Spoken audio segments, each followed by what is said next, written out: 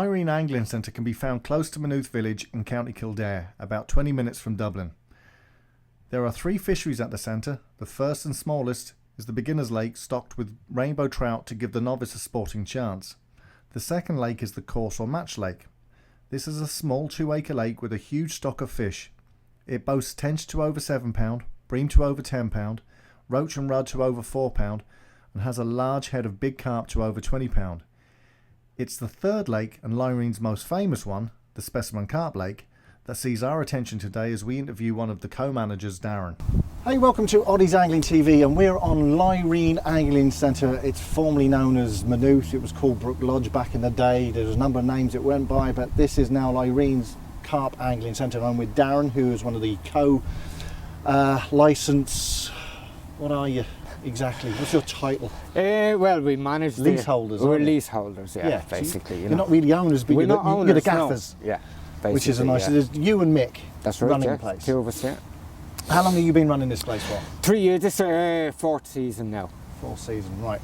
Now, this lake is roughly how big? It's 4.5 acres. And the average depth? The average depth, we're talking 5-6 feet deep. 5-6 feet. There are some deep holes down to 11. There are deep holes, and there's shallow ends and deep ends of the lake. And you've got a lot of weed, you've got a lot of lilies, you've got features. We've got a mixture of everything. There's features. We've got islands where we're going to be refurbishing the islands now next month, putting trees on them. Cool. You know. Now, let's talk about what everybody wants to hear about. You've got some big fish in here, haven't you? We have, yes. So your biggest fish is what? Our biggest fish, this season was 41 pound 2 ounces. Right, now that's a fish that's always knocking around the 40 pound mark nowadays. She is, yes. Well, in saying that, the last time she was out she was just under, she was 39.12. 39.12, right. We're hoping this season she will be a permanent 40 pounder. Right, you know. And you've got a big biomass of fish, you reckon around 120 in here, give or take, we reckon, that you know yeah, about. Yeah. And also you have about how many 30 pounders in here? We have 8 30 pounders in here. Right, and they're ranging from 31 up to 30? Up to 36. Right. Yeah, and then we have the... Now how many mid-20s up to, say, mid-20s up to 30? Mid-20s to 30, we reckon about 50 fish. About 50, so yeah. That's a big head of large It is, carp. yeah, it is. And these are all French fish. These came from Simon Horton's batch, which were at the time deemed illegal, yes. Which we're not going to get into, no. because that's a whole different kettle of fish altogether. But you're in good stead with the Department of Marine Fisheries Board now. We keep on the good side of them. Since we took over, we work hand in hand with the Fisheries Board even, you know. Yeah, yeah. We let them know anything we're doing, we let them know, and it keeps us on the good side of them, you know. Now, when this lake was first dug and the fish were introduced, there was a lot of fish kills going on with otters coming in, and you have a very working otter fence around here. We do, yeah. It's a constant work in progress, that electric fence, keeping it up and running, maintained and keeping it juiced. Oh yeah.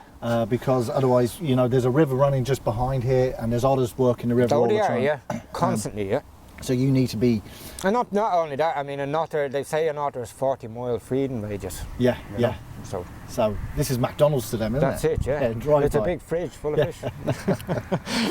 Which is not good for your business. It's not good for us if they happen to get in, you know.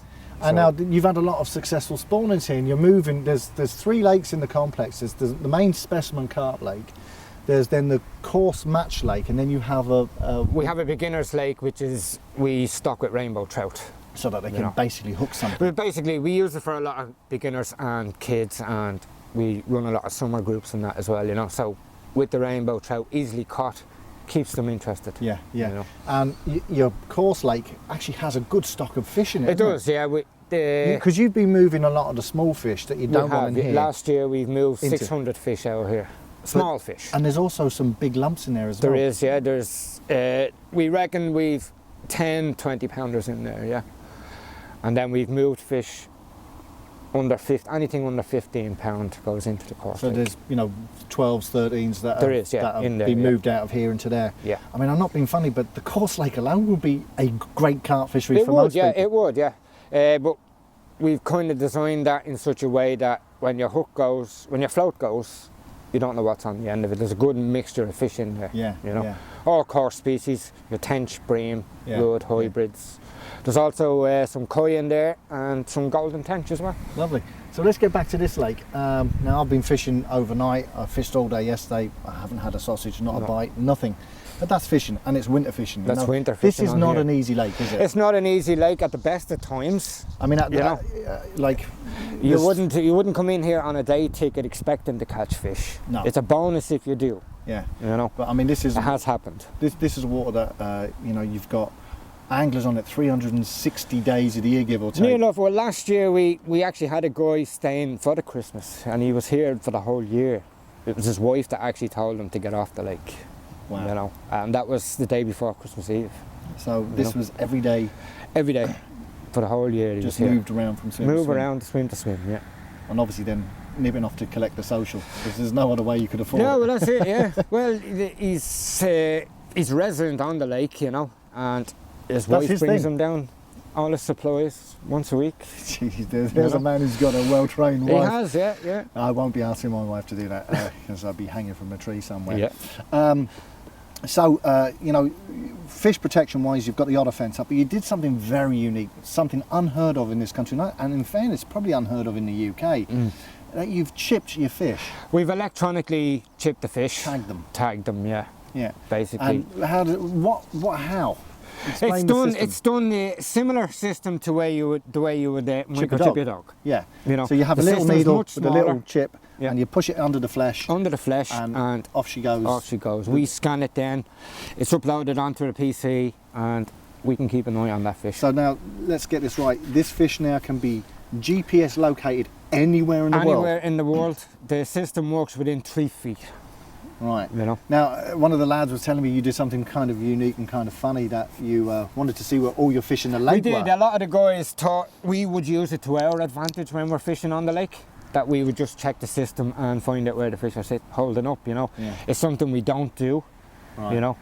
It would just take the pleasure and the fun out of the chase then. You know. Yeah. But on our last general and members meeting there, we checked the system and we showed the guys, look, this is where the fish are holding up. You know. Somebody on a run there. I think somebody was.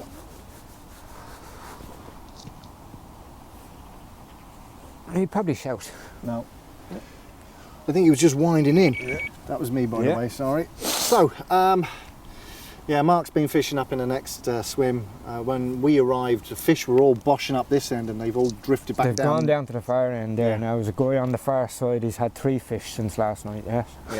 Biggest was 26.5 was the biggest. Yeah. And he also had a big koi. He had a koi, coily. It's a big orange koi that's out there. There's 5 koi in the lake altogether. The smallest is 14 pounds. The biggest is 20 pound, 8 ounces. That's a big white one, isn't it? It's a big white one, yeah. She's just known as the big white koi. Yeah. And in fairness, back in the day, she's a big target fish here. The first person who ever caught her here was Mark. Yeah. Believe it or not. That's right. He nicknamed her Caitlin after his daughter. After his daughter, I remember. But obviously that just didn't stick. It didn't stick, you know. That happens. It happens, you know. But the name Coily on the fish that was caught last night seems to be sticking, and that's an awful there's no changing it, you know. No, that's just it's not right. It could be a male fish for all we know.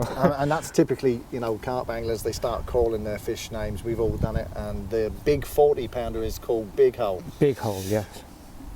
Not really an inspiring name to go chasing, but you know what? Well, I mean, we get a lot of anglers asking us, why is it called Big Hole, you know? Well, I'd have an idea. Yeah. But it's basically, she has a big vent on the back, you know.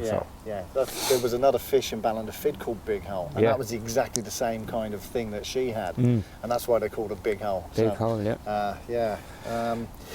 So, this lake has a lot of history, as I said. I mean, I know it very well because back in the day, I was one of the guys brought in to help develop and design the lake. This used to be just an empty field.